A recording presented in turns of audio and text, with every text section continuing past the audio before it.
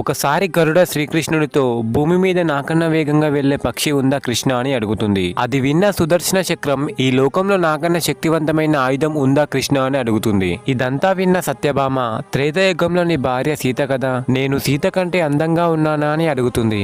వీళ్ళ మాటలు విన్న కృష్ణుడు ఎలాగైనా వీళ్ళ అహంకారాన్ని తొలగించాలని గరుడతో ఒక ప్రదేశం గురించి చెప్పి అక్కడ ఒకతనుంటాడు, సీతారాములు తన కోసం ద్వారకాలో ఎదురు చూస్తున్నారని చెప్పమని చెప్పి సుదర్శన చక్రాన్ని ద్వారం లోపలికి ఎవరొచ్చినా పంపద్దని చెప్తాడు. సత్యభామతో సీతాదేవిలా తయారవమని చెప్తాడు. కృష్ణుడు చెప్పిన ప్రదేశంలో హనుమంతుడు ఉంటాడు. సీతారాములు నీ కోసం ద్వారకాలో ఎదురు చూస్తున్నారని గరుడ చెప్తుంది. అది విన్న హనుమంతుడు గరుక్మంతుని కంటే 1000 రెట్లు అధిక వేగంతో రాముడిలా ఉన్న శ్రీకృష్ణుడి దగ్గర వాలిపోతాడు. ద్వారం దగ్గర నిన్నెవ్వరూ ఆపలేదా హనుమ అని శ్రీకృష్ణుడు అడగ్గా, ఒక చక్రం ఆపింది స్వామి, దాంతో యుద్ధం చేస్తే మిమ్మల్ని కలవడానికి లేట్ అవుతుంది అని ఆ చక్రాన్ని మింగేశాను. సత్యభామను చూసి ఈ చెలికత్త ఎవరు స్వామి, సీతమ్మ ఎక్కడా అని